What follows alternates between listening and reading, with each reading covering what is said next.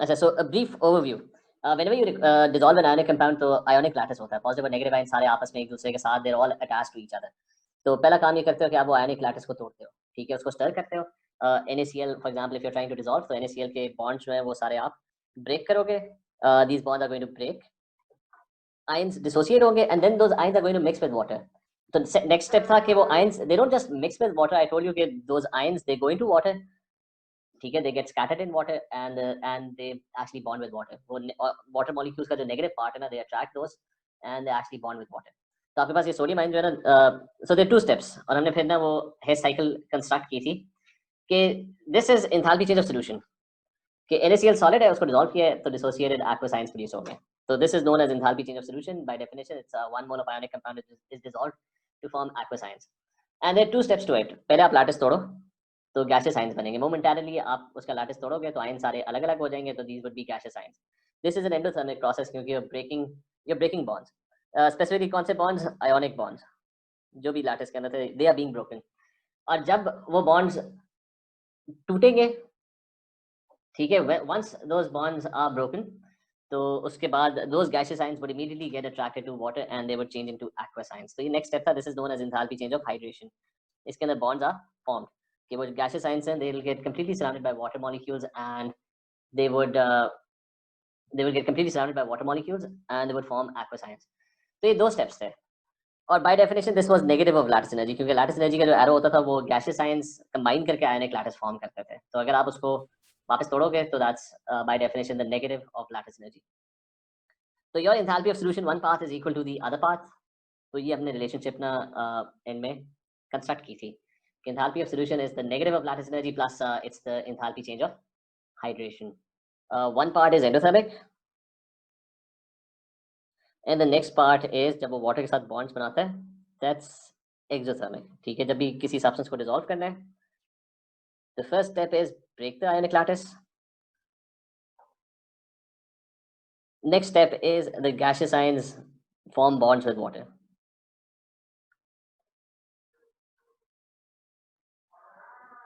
Form bonds with water to form aqueous ions.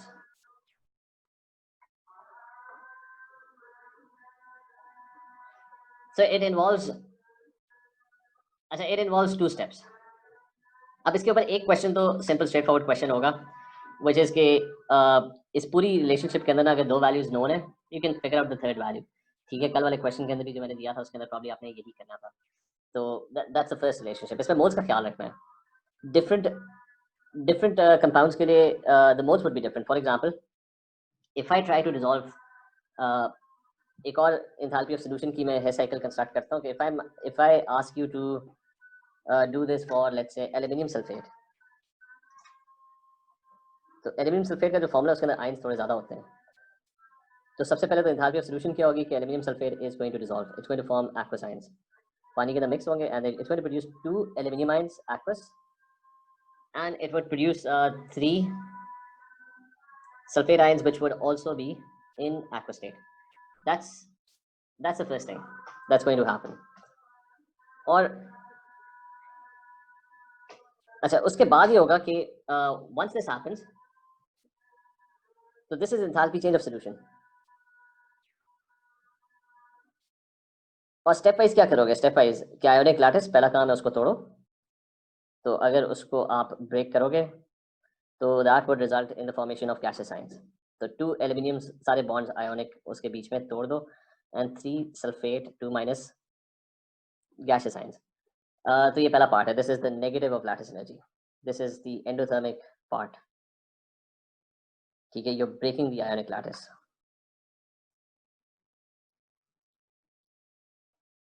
और अगला step होगा कि वो आयंस जैसी फॉर्म होंगे, they would mix with water and they would form aqueous ions. So this is enthalpy change of hydration.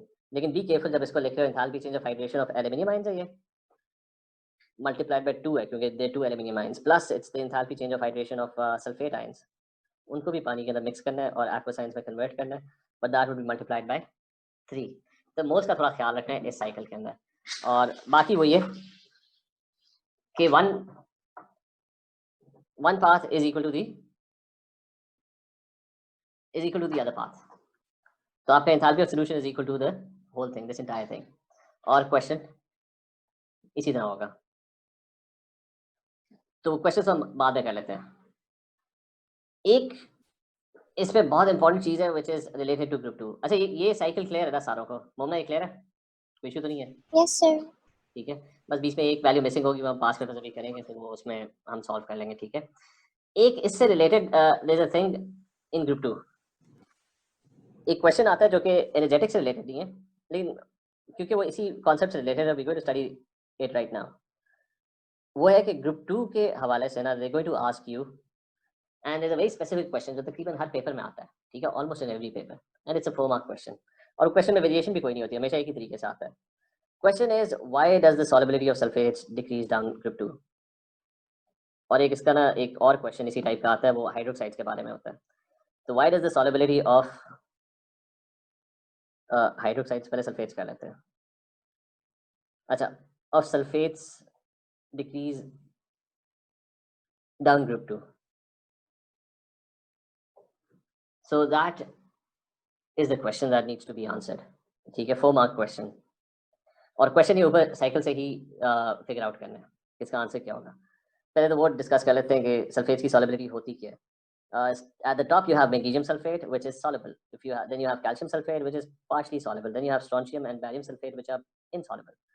तो नीचे जाते रहो ना, solubility decreases. These two are classified as insoluble. Insoluble का ये मतलब नहीं होता कि वो completely insoluble होते हैं। कोई भी ionic compound होता है वो थोड़ा बहुत फिर भी dissolve कर जाता है। Calcium sulfate is partially soluble, and the first one is soluble. So what's happening is the solubility is decreasing. It decreases. ठीक है, that is what's happening. अब इसकी एक्सप्लेनेशन ये, पहले तो FgSO4 की ना वो सॉलिबिलिटी की साइकिल ड्रॉ कर लेते हैं। MgSO4 को डिसॉल्व करना है। MgSO4 सॉलिड लिया, उसको पानी में मिक्स किया और वो एक्वस आयंस बन गए। तो Mg2 प्लस एक्वस हो गया, प्लस SO4 2 माइनस एक्वस हो गया। This is your enthalpy change of solution, ठीक है? इसकी enthalpy change would be called the enthalpy change of solution. तो ये part, this part is done. अच्छा, इसके दो स्टेप्स हैं। वन है इसके पहले लैटिस को तोड़ा है, तो you form gaseous ions, Mg2 plus के गैशियस आयंस और SO4 2 माइनस के गैशियस आयंस, ठीक है? This is negative of lattice energy, this is endothermic, ठीक है? वही सारा आयोनिक बॉन्ड्स आर ब्रोकन। आपने विगरसली स्टर किया पानी के अंदर and you are breaking the ionic bonds. Next part is कि gaseous ions form bonds with water, तो this is enthalpy of hydration and this is exothermic. मतलब ions, वो जो आयंस स्कैटर हुए हैं, दे फॉर्म बॉन्ड्स विद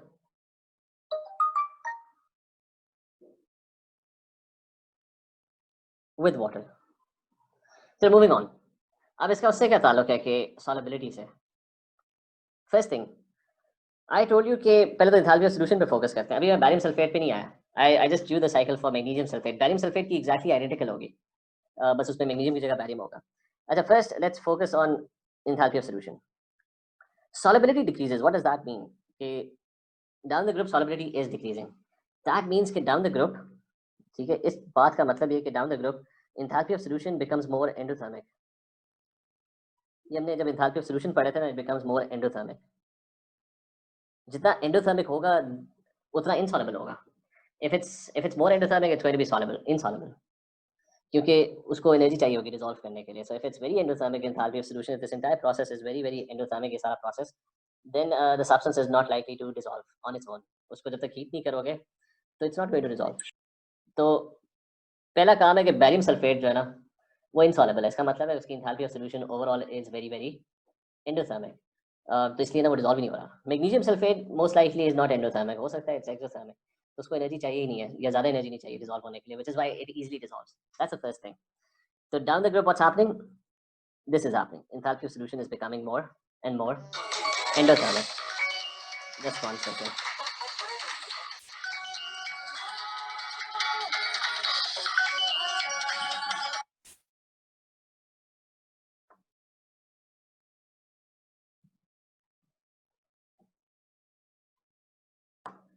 ठीक है, it's becoming more and more endothermic, ठीक है। ये क्लियर है सारों को, enthalpy solution down the group becomes more endothermic, को इनसॉल्युबल होते जा रहे हैं। Yes, sir. अच्छा, अगला part, what is happening down the group कि enthalpy, why is enthalpy of solution becoming endothermic, why is it becoming insoluble? तो what happens down the group,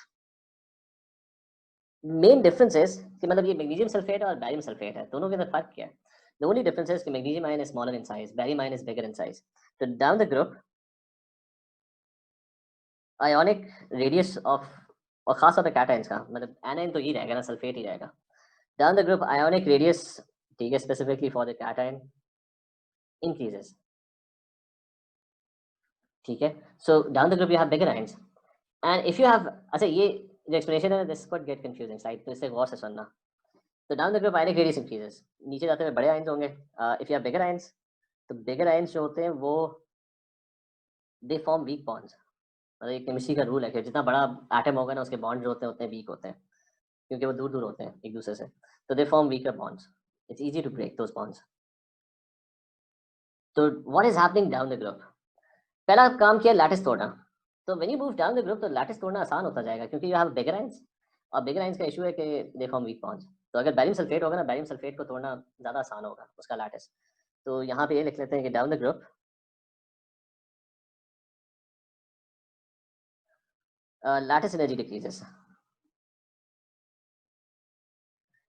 ठीक है। It's easier to break bonds, मतलब ये वाला जो स्टेप है ना पहला वाला जिसके अंदर लैटिस तोड़ना था, तो down the group lattice energy is decreasing, it decreases, bigger ions, तो easier to break bonds,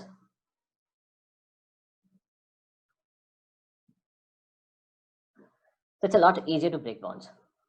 अच्छा, फिर जब वो बॉन्ड्स फॉर्म करेंगे डाउन द ग्रुप, बड़े आयंस जो होंगे वो बॉन्ड्स बनाएंगे भी वीक। तो ये जो एंथैल्पी चेंज ऑफ हाइड्रेशन होगी ना, बड़े आयंस जो होते हैं वो वाटर को इतना स्ट्रांगली अट्रैक्ट नहीं करेंगे। तो ये जो एक्सोथर्मिक वाला पार्ट है ये भी कम होगा, क्योंकि weak bonds, they going to form weak bonds.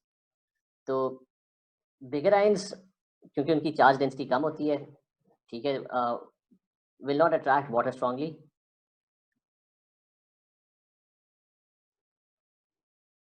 अच्छा, they are not going to attract water very strongly।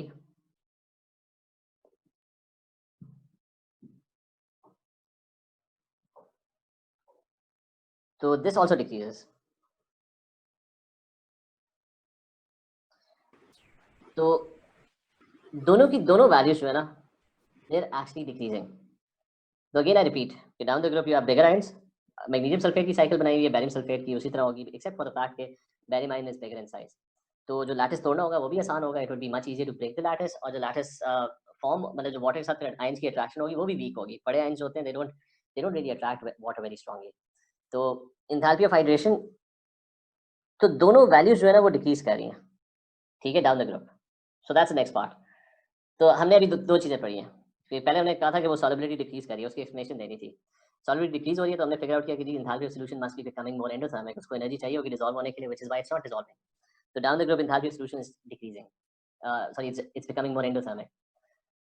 अगली चीज़ हमने पढ़ी है कि डाउन द ग्रुप ये दोनों वैल्यूज डिक्रीज हो रही होंगी, क्योंकि लैटिस तोड़ने वाला पार्ट भी आसान हो गया, और लैटिस और जो वाटर को वो अट्रैक्ट कर रहे हैं ions, they not very strongly attracting water. तो ये वैल्यू भी डिक्रीज कर रही है, ये वैल्यू भी डिक्रीज कर रही है, तो दोनों डिक्रीज कर रही है। Now one of the values is endothermic, the other value is exothermic। Exothermic. तो if enthalpy of solution is becoming more endothermic down the group, इसका मतलब ये दोनों डिक्रीज कर रही है, but relative terms में the endothermic term must be bigger compared to the Exothermic. exothermic term। तभी जाके overall जो effect आएगा वो आएगा कि down the group enthalpy of solution is becoming more and more endothermic। तो ये दोनों values डिक्रीज कर रही हैं down the group, ठीक है। But relatively speaking, the endothermic term must have been, मतलब नीचे जाते हुए it must be bigger compared to the exothermic term, जिसकी वजह से the endothermic term is dominating and your enthalpy of solution becomes more and more endothermic down the group।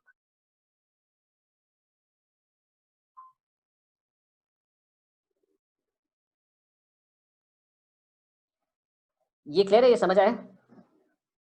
Yes, sir.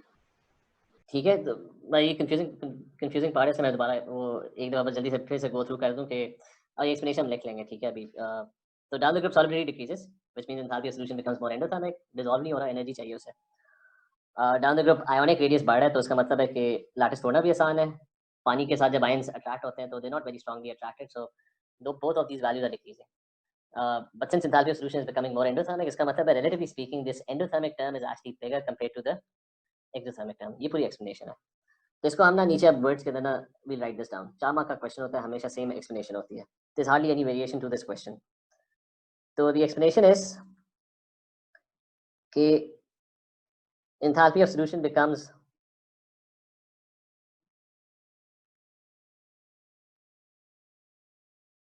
more endothermic down the group.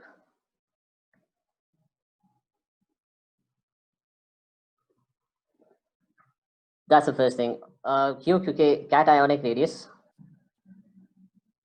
the points में लिख लेते हैं, cationic radius increases down the group.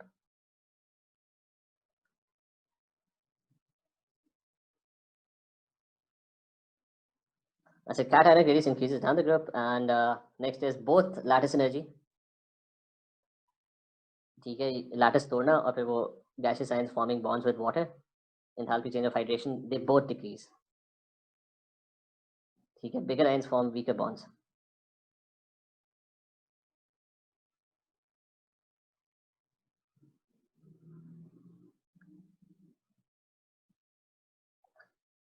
The next part is अगला part क्या है कि अच्छा relatively speaking कौन सी value जो है वो relatively बड़ी होगी because it's becoming more endothermic.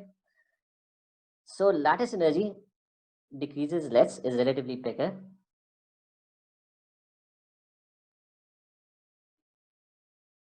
Compared to enthalpy change of hydration. ठीक है, so overall last end में जो पहली line थी वो वैसे end में होनी चाहिए थी. Hence overall delta H solution becomes endothermic.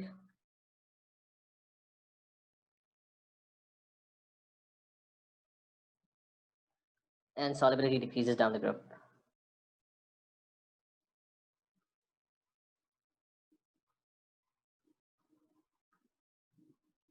For sulfates, specifically for sulfates. So solubility decreases for sulfates down the group. Yeah, down group 2.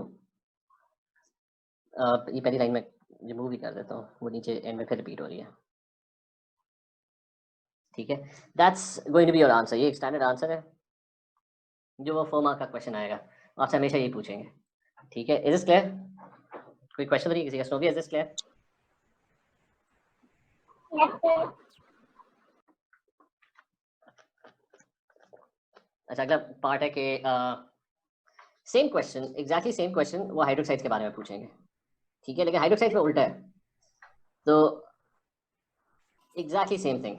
ठीक है, एग्जैक्टली सेम थिंग रिपीट होगी. आंसर में भी कोई खास डिफरेंस नहीं है except for 1 or 2 minor differences. So the other question is कि why do group 2 hydroxide solubility increases down the group? तो इधर उल्टा हो रहा है.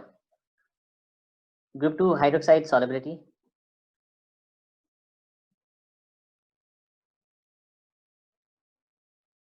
increases down group 2. ठीक है, so it's increasing, and why is it increasing? Now the same question. Now explanation to this is कि पहले तो वो लिख लेते हैं solubility. Magnesium hydroxide is not soluble. तो ये पहला वाला तो है वो insoluble है. लेकिन जैसे जैसे आप down the group जाते रहोगे, calcium hydroxide is partially soluble. उससे नीचे strontium hydroxide आ जाता है, which is even more soluble. मतलब आखिरी दो जो है वो soluble है actually. Barium hydroxide is also, the last two are soluble. ठीक है, these last two are soluble. तो down the group, ठीक है, solubility increases.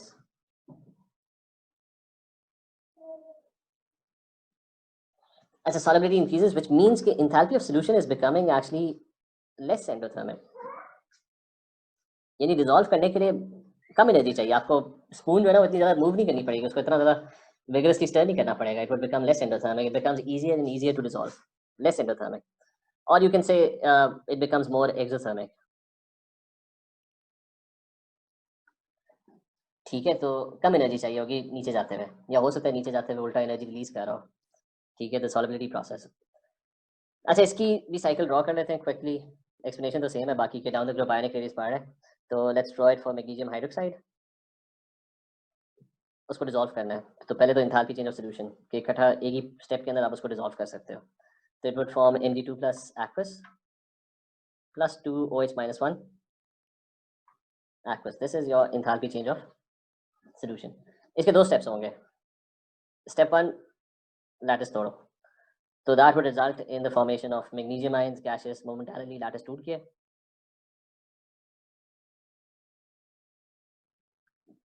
तो lattice has been broken, ionic bonds broken, this part is endothermic। पहला part endothermic है। फिर immediately जैसे वो ions बने तो वो they form bonds with water and they change into aqueous ions। So this is enthalpy change of hydration, bond formation हो रही है।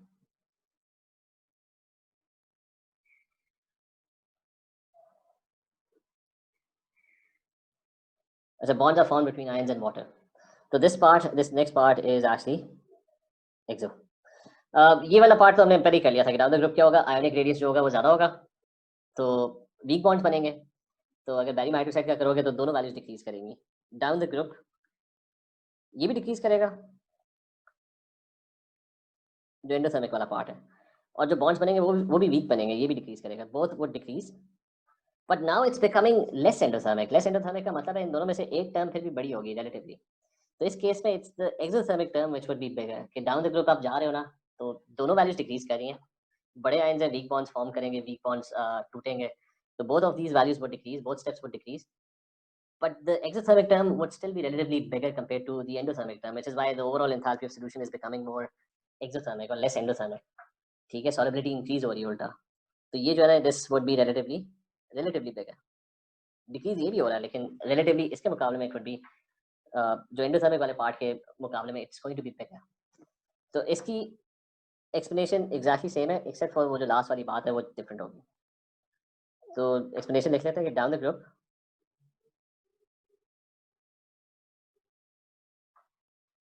cationic radius increases।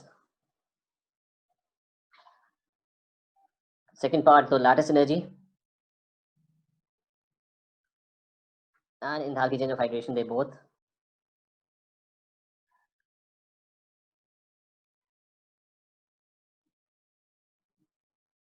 decrease।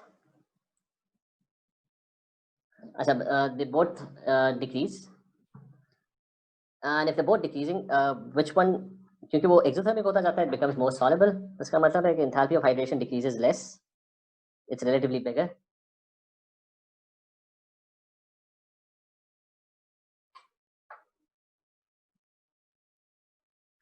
compared to lattice energy, hence overall enthalpy of solution becomes more or less endothermic।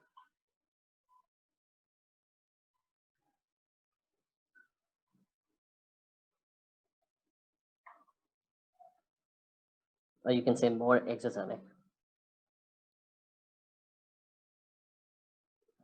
ठीक है, that's and solubility increases। Sir ji sir ये समझ नहीं आई कि less endothermic क्यों है, मतलब कि इनका रिलेटिवली जो कंपैरिजन हो रहा है। हाँ जी, मतलब अगर मैग्नीशियम और बेरियम का देखें तो क्यों ज्यादा सॉल्युबिलिटी डाउन द ग्रुप होगी। हाँ, वो उसकी डिटेल में नहीं जाना, वो तो बहुत सारे फैक्टर्स हो सकते हैं ना कि क्योंकि आयोनिक रेडियस में तो इसका ये होना चाहिए कि मैग्नीशियम को ज्यादा सॉल्युबल होना चाहिए, बिकॉज़ छोटा है ना उसका आयोनिक रेडियस। नहीं, तो छोटा आयन है ना, छोटे आयन की लैटिस एनर्जी क्या होगी, मतलब ज्यादा स्ट्रॉन्ग लैटिस बनाएगा ना छोटा आयन, तो उसका जो लैटिस होगा वो तोड़ना क्या होगा, मुश्किल होगा। ठीक है, तो ये जो पार्ट होगा, ये लैटिस ब्रेक करने वाला क्या होगा, इसकी वैल्यू बड़ी होगी ना, आपको बहुत ज्यादा फोर्स अप्लाई करनी पड़ेगी इसकी लैटिस तोड़ने के लिए। मुमना समझ आए? ठीक है, लेकिन एट द सेम टाइम छोटा आयन जो होगा वो पानी के साथ बॉन्ड्स भी फिर स्ट्रॉन्ग बनाएगा ना, पानी को वो अट्रैक्ट भी स्ट्रांगली करेगा, तो वो एक्सोथर्मिक भी ज्यादा होगा। तो मुमना क्लियर है कि सर तो एक्सोथर्मिक होगा तो फिर इनसॉल्युबल क्यों होगा। नहीं, अब दोनों पार्ट्स है ना, एक पार्ट उसका एंडोथर्मिक है, पहले आपको उसका लैटिस तोड़ना है ना, और फिर उससे वाटर के साथ बॉन्ड्स बनाने हैं। तो अब एक पार्ट मतलब डिसॉल्व करने का जो प्रोसेस है उसमें एक पार्ट है कि पहले तो उसके आयंस को अलग अलग करो, ठीक है, उसके बाद अगले पार्ट में वो आयंस जो है वो वाटर के साथ जाके बॉन्ड बनाएंगे। तो अगर छोटा आयन होगा तो दोनों वैल्यूज बड़ी होंगी ना, एंडोथर्मिक वाला पार्ट भी काफी ज्यादा होगा और एक्सोथर्मिक वाला पार्ट भी काफी एक्सो होगा। तो मामला यहाँ तक क्लियर है ना? ओके अब ओवरऑल जो एंथैल्पी ऑफ सॉल्यूशन है ना वो डिपेंड करती है इन दोनों के सम पे। मतलब नेट एंथैल्पी ऑफ सॉल्यूशन तो नेट वो रिजल्ट है ना कि कितनी एनर्जी रिक्वायर्ड है। तो अब मैग्नीशियम हाइड्रोक्साइड छोटा है, इनसॉल्युबल है ना ओवरऑल, तो उसका मतलब है कि इन दोनों का जो रिलेटिव इन दोनों का जो सम आ रहा है ना मैग्नीशियम हाइड्रोक्साइड के लिए, that's coming out to be endothermic. मतलब मैग्नीशियम हाइड्रोक्साइड के लिए एंडोथर्मिक वाली टर्म जो है ना वो एक्चुअली एक्सोथर्मिक वाली टर्म से ज्यादा बड़ी है। तो एज अ रिजल्ट जब आप overall enthalpy of solution calculate करते हो it comes out to be very endothermic. Clear है बोलना? यस ठीक है, तो overall it comes out to be endothermic, इसलिए मैग्नीशियम हाइड्रोक्साइड इज इनसॉल्युबल। यही काम अगर बैरियम हाइड्रोक्साइड के लिए कर रहे हो तो बैरियम हाइड्रोक्साइड के केस में बड़ा है ना, तो ये वैल्यू भी कम होगी, छोटी होगी, लैटिस तोड़ना आसान होगा, फिर वो पानी को भी इतना स्ट्रांगली अट्रैक्ट नहीं करेगा, तो ये वैल्यू भी छोटी होगी। तो डाउन द ग्रुप ये वैल्यू भी छोटी हो रही है, ये वैल्यू भी छोटी हो रही है, क्योंकि बॉन्ड्स वीक बना रहे हैं वो, और तोड़ने बॉन्ड्स हैं वो भी वीक तोड़ने। तो both of these values are decreasing down the group.